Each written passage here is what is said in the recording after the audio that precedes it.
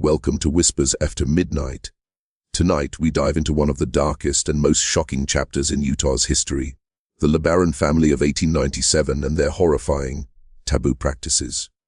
Before we begin, tell me in the comments where you're watching from, and don't forget to hit subscribe. We've dug deep into true historical records and painstaking research to bring you this story, so you won't want to miss a single detail. In the late 1800s, Utah was a land of religious experimentation, isolated communities, and deep social hierarchies. Among these settlements, the LeBaron family quietly established themselves as one of the more influential households. At first glance, they appeared to be devout, hard-working members of their religious community, respected for their strict adherence to faith and family traditions. But beneath this seemingly devout exterior, the family was slowly weaving a network of secrecy, control, and fear that would soon terrify anyone who dared to look too closely. The patriarch of the family, whose charisma commanded both loyalty and obedience, positioned himself as a spiritual authority figure. This allowed him to bend not only religious doctrine, but also social norms to his will, creating a structure in which every family member's life was tightly regulated. The family's influence wasn't just limited to their own household. They began to assert subtle control over neighbors, business dealings, and even local law enforcement. By 1897, the LeBarons had carved out a domain where their rules dominated, and questioning them was unthinkable. Outsiders who tried to uncover the truth often found themselves met with a combination of deception, intimidation, and in some cases, outright threats. What started as a respected family name slowly became whispered rumors of cruelty, manipulation, and practices so taboo that even the broader religious community hesitated to intervene. This rise of the LeBaron family set the stage for the horrifying behaviors that would define their infamy. The combination of religious authority, isolation, and unchecked patriarchal control created a perfect storm, allowing unspeakable practices to take root under the guise of faith and tradition. It was a world where fear maintained order, and the line between devotion and terror became nearly impossible to see. The LeBaron family's rise to notoriety was deeply intertwined with their religious convictions, but what outsiders saw as devoutness was, in many ways, a carefully constructed mask. Utah in the late 19th century was home to many strict religious communities, and the LeBarons leveraged this environment to legitimize behaviors that were anything but holy. They claimed their actions were guided by divine authority, using scripture and spiritual doctrine as tools to enforce obedience and silence dissent. Within the household, religious rituals were a daily fixture, but they were not merely acts of faith. They became instruments of control. Family members were expected to recite prayers, attend sermons, and participate in ceremonies with exacting precision, under constant scrutiny. Even minor deviations were met with scolding, shaming, or harsher punishments, creating an atmosphere where fear of divine wrath intertwined seamlessly with fear of the family's human authority. What made their religious practices particularly sinister was the way they were selectively applied. The LeBarons interpreted sacred texts in ways that justified their own desires, including arranging marriages, controlling sexuality, and maintaining rigid hierarchies within the family. Outsiders who attempted to question or challenge these practices were reminded of the family's piety, and many were intimidated into silence, believing that to oppose the LeBarons was not only socially dangerous but spiritually dangerous as well.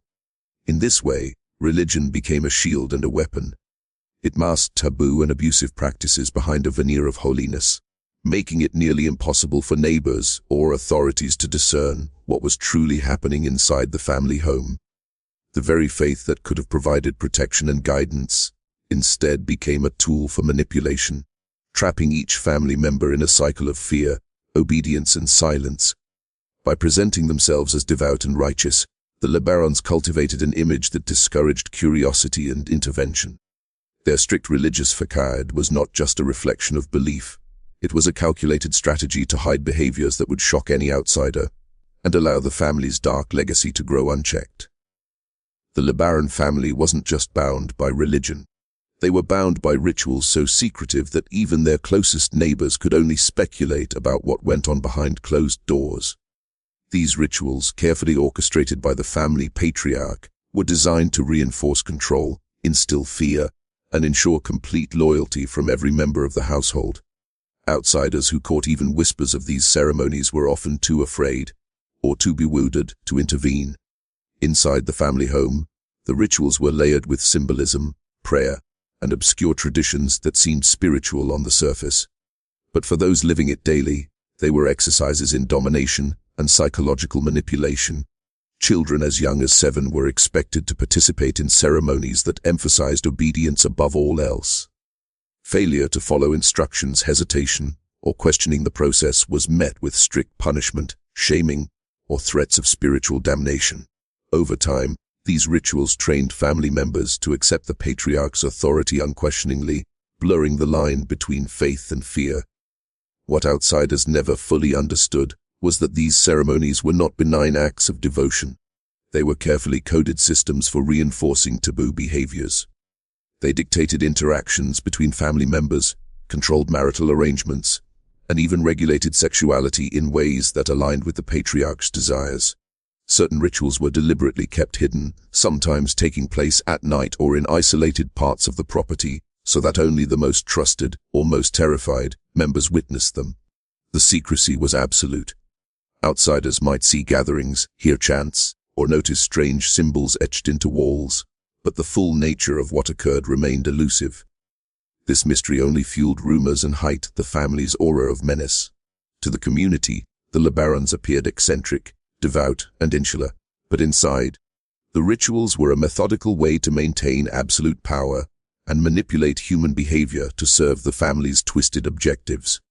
Ultimately, these secretive rituals were a key factor in the family's ability to operate undetected for so long.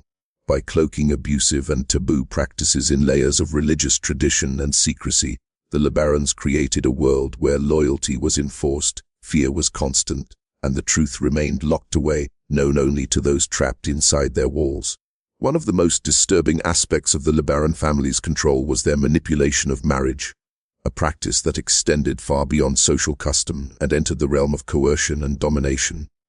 In 1897 Utah, arranged marriages were not unheard of, but the LeBarons took it to an extreme, turning marriage into a tool of obedience, control, and secrecy. Every union was dictated by the patriarch, often without consent or consideration for love or personal choice. Young women, sometimes in their early teens, were married off to older men within the family or to outsiders handpicked by the patriarch, all in the name of preserving religious purity and maintaining family hierarchy. Refusal was rarely an option.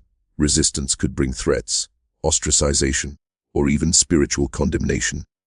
Girls were taught that disobedience wasn't just rebellion against family, it was rebellion against God. For many, the fear of divine wrath was a powerful lever to ensure compliance. The men in the family were similarly bound, though in different ways. They were expected to marry within the framework the patriarch established, often forming unions designed to strengthen the family's internal power or consolidate control over resources and land. These marriages weren't about partnership, they were about submission, obedience, and the perpetuation of the family's secretive and authoritarian way of life. These coercive marriages also served another, darker purpose. They allowed the patriarch to dictate sexual relationships under the guise of religious legitimacy. Sexual control was justified as a spiritual obligation, and any deviation from his rules could result in punishment, humiliation, or isolation. The family structure became a carefully monitored system, in which every marriage reinforced the patriarch's dominance and ensured the continued secrecy of the family's taboo practices. Outsiders rarely understood the full extent of these arrangements. To the community, they might appear as strict but acceptable religious adherents. Inside the home, however, marriages were part of a complex web of manipulation designed to trap individuals in a cycle of obedience, fear, and dependency. The LeBarons had turned what should have been a bond of love into a mechanism of control, cementing their power and ensuring the perpetuation of their horrifying legacy. In the LeBaron family, power wasn't only concentrated in the hands of the patriarch. It extended subtly through women and children, who were both victims and instruments of the family's control. From a young age, children were indoctrinated into the family's rigid hierarchy, learning to obey, monitor, and report the behavior of their siblings and even their parents. The patriarch instilled the idea that maintaining the family's rules was not just a duty, it was a spiritual obligation, and failure carried consequences both temporal and divine. Women in the household were given a dual role outwardly. They were devoted wives and mothers, upholding the family's religious image. Inwardly, they were enforcers of the patriarch's will. Mothers and older daughters were trained to monitor younger siblings, ensuring strict adherence to the rules of conduct, prayer, and obedience. Any sign of disobedience, whether a whispered complaint, a delayed chore, or an expression of fear, was reported to the head of the family, perpetuating a system of surveillance that left no one free from scrutiny. Children were similarly indoctrinated. From the moment they could understand, they were taught to fear both the family's authority and divine punishment. Boys were groomed to assume positions of power and control within the family hierarchy, learning the patriarch's rules and methods of enforcement. Girls, meanwhile, were educated in subservience, manipulation, and compliance, preparing them for the coercive marriages and secretive roles they would be expected to occupy. In many ways, the children became both victim and extensions of the patriarch's control, a network of eyes and hands that reinforced obedience throughout the household. The psychological impact of this system was profound. By embedding control in the very fabric of everyday life, the LeBarons ensured that fear and compliance became second nature. Family members policed each other constantly, internalizing the rules so deeply that rebellion or even questioning became nearly impossible. This interwoven structure of control allowed the patriarch's influence to extend beyond his personal authority. Through the women and children, his power was multiplied and maintained without direct intervention. Ultimately, the LeBaron household operated like a small, insular society governed by fear, loyalty, and indoctrination. Women and children weren't just survivors. They were cogs in a terrifying machine of obedience, keeping the family's secretive, taboo practices alive and hidden from the outside world. The family's control extended into every action, every word, and every thought, ensuring that the patriarch's authority remained absolute, and that the horror within those walls could continue unchallenged. Beyond strict religious doctrine and secretive rituals, the LeBaron family relied heavily on psychological manipulation to maintain control. Fear was their most powerful tool, and they wielded it with precision, shaping the thoughts, behaviors, and even the perceptions of everyone living under their roof. For the family patriarch, punishment wasn't just about correcting behavior. It was about instilling a pervasive sense of dread that ensured compliance at all times. Children were taught early that even small infractions could bring not only immediate punishment, but also spiritual consequences. Simple acts like failing to complete chores, speaking out of turn, or showing hesitation during rituals were magnified into moral failings. Fear of shame, guilt, and divine judgment was intertwined with fear of the patriarch's wrath, creating a psychological environment where obedience became automatic and rebellion unimaginable. Manipulation wasn't only punitive, it was strategic. The patriarch often pitted family members against each other, encouraging suspicion and distrust so that siblings would monitor one another, reporting missteps and lapses in faith. This constant surveillance created an internalized system of control, where fear of being discovered by others was as strong as fear of punishment from the head of the family. Moreover, rewards and approval were used as psychological levers. Obedient behavior, loyalty, and participation in rituals were praised and celebrated, reinforcing the idea that happiness, safety, and even spiritual favor depended entirely on submission to the patriarch's will.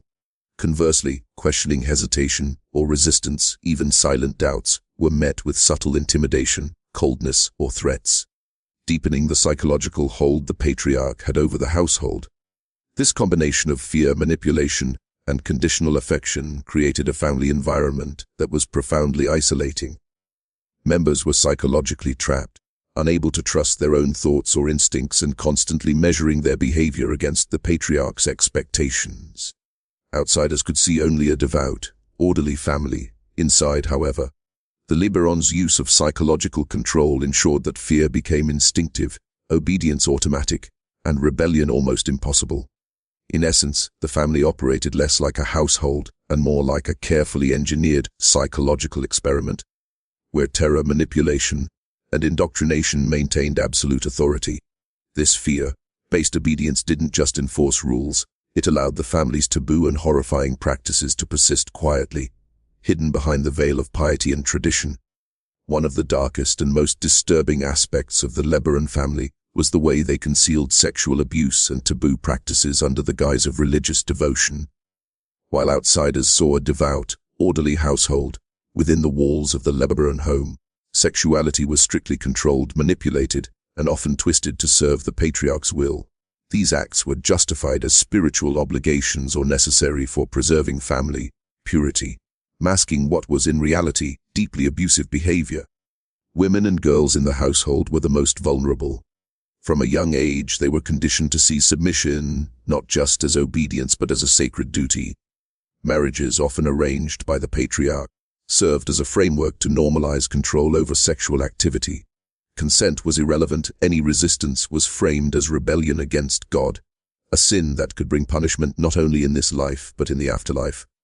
In this way, sexual manipulation became an extension of the family's religious indoctrination. The secrecy surrounding these practices was paramount. Certain rituals and behaviors were conducted behind closed doors, often at night or in isolated parts of the property, away from prying eyes. Only the most trusted or most terrified members were allowed to witness or participate.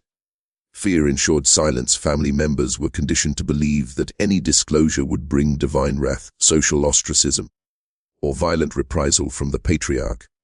Men in the family were also affected, though differently. They were coerced into sexual arrangements and obligations that served the patriarch's broader plan for control and consolidation of power. These practices reinforced the family hierarchy, ensuring loyalty while keeping individuals trapped in a web of shame, guilt, and secrecy. Outsiders rarely suspected of the extent of these behaviors. To the community, the LeBarons appeared strict, religious, and disciplined. But behind closed doors, sexual control was a central mechanism for maintaining power. It created a system in which fear, obedience, and taboo became intertwined, leaving victims psychologically trapped, socially isolated, and powerless. Ultimately, these hidden sexual practices were not merely abuses, they were a tool of domination. They reinforced the patriarch's absolute authority, ensured the continuation of the family's secretive traditions, and helped maintain the terrifying image of a devout household while hiding horrors that would shock anyone who dared to uncover them. Isolation was one of the most powerful tools the LeBaron family employed to maintain their control. By cutting off family members from outside influences, the patriarch ensured that the household remained a self-contained world, entirely under his authority. Neighbors and community members often described the LeBarons as insular and secretive, but few could grasp the extent of the psychological and physical isolation that shaped every aspect of life within their home. From a young age, children were discouraged, or outright forbidden, from interacting freely with peers outside the family. Friendships, play, and casual social interactions were tightly monitored. Any interest in the outside world was framed as a moral threat, a temptation that could weaken loyalty to the family and its spiritual teachings. Girls were particularly constrained, restricted from visiting neighbors, attending community gatherings, or even walking unaccompanied. Boys, while sometimes allowed limited external contact, were indoctrinated to view outsiders with suspicion and were expected to report any potentially dangerous influences back to the patriarch. Adults were similarly trapped. Marriages were arranged not just to maintain internal control, but also to prevent alliances or emotional bonds outside the family that could challenge authority. Travel, communication with outsiders, and even casual socialization were restricted. Letters were monitored, visitors were scrutinized, and any attempt to reach beyond the family's sphere was met with warnings or intimidation. Fear of punishment and of spiritual consequences reinforced compliance, leaving family members with little motivation or ability to seek help from the outside world. The isolation went beyond social barriers, it extended to knowledge and information. The patriarch controlled what family members could learn, which books they could read, and which events or ideas they could hear about. This informational isolation created a distorted reality where the family's beliefs, rules, and hierarchies appeared absolute and unquestionable. Doubt, curiosity, or rebellion were systematically suppressed before they could take root.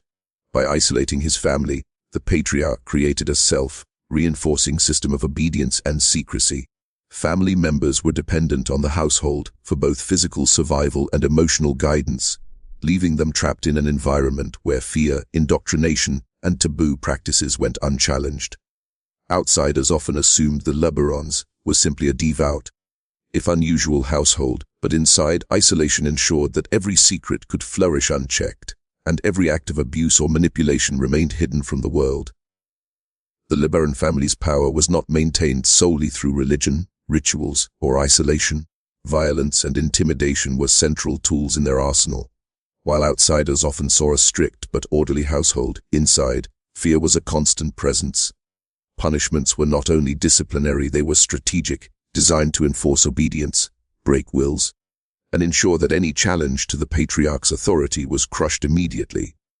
Physical violence was a common tactic. Children could be whipped, struck, or confined for infractions ranging from minor disobedience to questioning family rules. Adults were not exempt. Men and women alike faced intimidation or physical threats to keep them in line. These acts were often carried out under the pretext of religious correction, making it difficult for the family to differentiate between moral duty and sheer cruelty. Over time, the violence became normalized, an unspoken expectation woven into the fabric of daily life. Intimidation extended beyond physical punishment. The patriarch and older family members employed psychological terror to control others. Silent stares, veiled threats, public shaming and manipulation of guilt were used to instill fear. Family members learned to monitor each other constantly, reporting the slightest hesitation, misstep, or perceived disobedience. This created a culture of distrust, where fear of retaliation was as powerful as the actual punishment. Threats were often framed as divine consequences, reinforcing the connection between family authority and spiritual authority.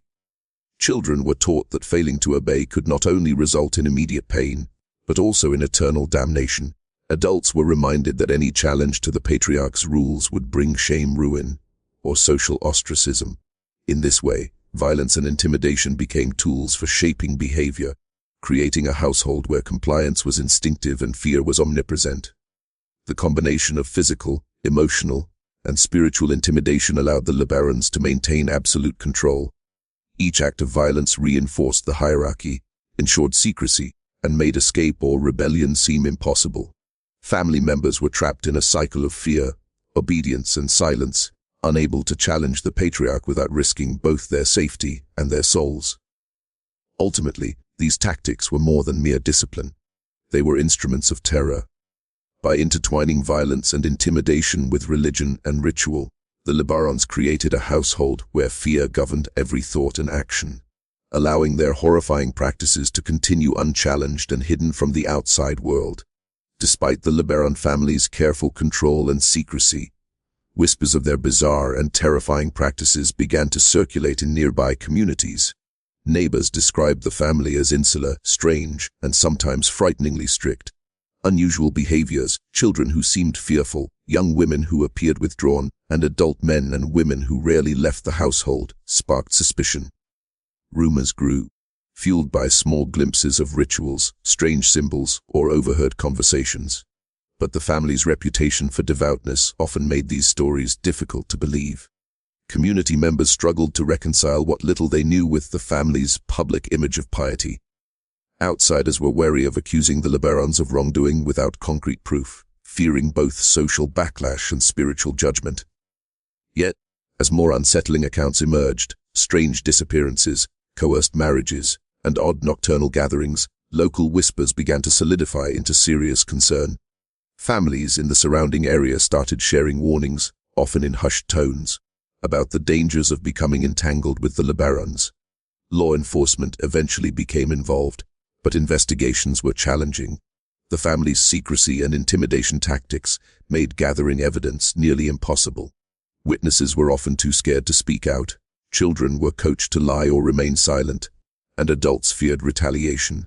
Even those tasked with uncovering the truth found themselves frustrated, encountering walls of obedience, deceit, and denial. The patriarch's manipulation of religious authority further complicated matters, as some community leaders were hesitant to intervene in what appeared to be private matters of faith. Despite these obstacles, there were sporadic attempts to investigate. Officers and officials were drawn to the mounting rumors, but by the time they arrived, the family had often covered their tracks, hidden incriminating evidence, or coerced witnesses into silence. These half-hearted and thwarted efforts only reinforced the LeBarons' aura of untouchability, allowing their practices to continue unchecked while terrifying the community. The tension between rumor and reality created an uneasy atmosphere. Everyone in the surrounding area knew something was wrong, yet no one could definitively prove the horrors inside the household. This delicate balance of suspicion, fear, and authority allowed the LeBaron family's macabre and taboo practices to persist, cloaked in mystery, and solidified their infamous reputation as one of Utah's most disturbing families of the era. The LeBaron family were masters at hiding their darkest practices behind a carefully constructed veneer of normalcy and religious devotion. Every horrific act, whether coercive marriages, psychological manipulation, or taboo sexual practices, was rationalized as divinely mandated or morally necessary. Outsiders rarely saw the truth because the family went to great lengths to ensure that the outside world encountered only obedience, piety, and order. Cover-ups were methodical. Family members were trained from a young age to lie convincingly to outsiders.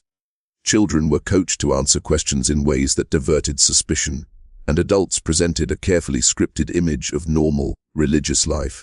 Any misstep or accidental disclosure was punished swiftly, reinforcing the lesson that silence was survival. Even mundane explanations were used to mask sinister acts, such as claiming late night gatherings were for prayer, or that marriages were spiritually necessary rather than coercive. The patriarch himself was highly skilled at rationalization. Horrific actions were framed as lessons in faith, tests of obedience, or measures to protect the family's spiritual future. By twisting religious doctrine, he turned fear, coercion, and abuse into perceived moral obligations, convincing family members that compliance was both sacred and essential. This manipulation left victims not only terrified, but also deeply conflicted, as they internalized the idea that the abuse was justified or even righteous. Beyond deception within the household, the LeBarons also managed their reputation externally. Outsiders who approached with suspicion were met with charm, religiosity, or outright intimidation. Any rumors that surfaced were downplayed as misunderstandings or exaggerations, and anyone pressing too hard could quickly find themselves ostracized, threatened, or silenced. In this way, the family maintained control over both the perception of their household and the reality within it.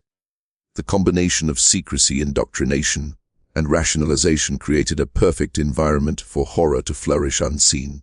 The family's macabre practices were not only hidden but justified, embedded in a narrative of spiritual necessity that made them almost untouchable.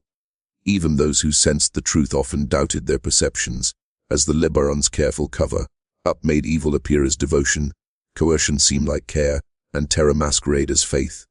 Even decades after the LeBaron family's reign of secrecy and terror, their name remained synonymous with fear, scandal, and mystery in Utah. The practices they had hidden behind religious devotion, isolation, and psychological control left a long-lasting imprint, not only on the family members who survived, but also on the communities that had suspected, feared, and whispered about them. The horror of their actions didn't end with time. It became legend, a cautionary tale whispered from generation to generation. Survivors carried trauma that would affect them for life. Children who had been indoctrinated and manipulated grew up with deep psychological scars, struggling to trust others or escape the internalized fear that had been ingrained in them. Women and men alike bore the weight of coerced marriages, sexual manipulation, and constant intimidation, often grappling with shame, guilt, and secrecy long after leaving the household. Even when free from the physical confines of the LeBaron home, the psychological chains lingered. The surrounding community also felt the ripple effects. Though few had ever seen the full extent of the family's horrors, everyone had heard stories. Rumors persisted, growing more elaborate with time, feeding the sense of dread and fascination that surrounded the family. Local folklore turned the LeBarons into figures of both fear and fascination, immortalizing their name in a mixture of horror and legend.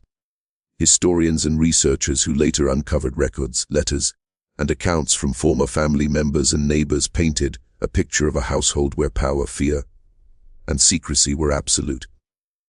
These findings only confirmed what had long been whispered, that behind the facade of piety and devotion lay a household of manipulation, control, and taboo practices. The LeBaron's legacy was one of enduring infamy, a stark reminder of how isolation, authority, and secrecy can allow horror to flourish unchecked. Even today, the story of the LeBaron family serves as a haunting case study in human behavior, showing how devotion can be twisted into tyranny, love into fear, and tradition into cruelty. Their legacy is a chilling testament to the consequences of unchecked power and the lengths some will go to maintain it. The whispers of their deeds continue to echo through Utah's history, a shadow that refuses to fade, reminding everyone who studies their story that the darkest horrors often hide behind the brightest masks of faith.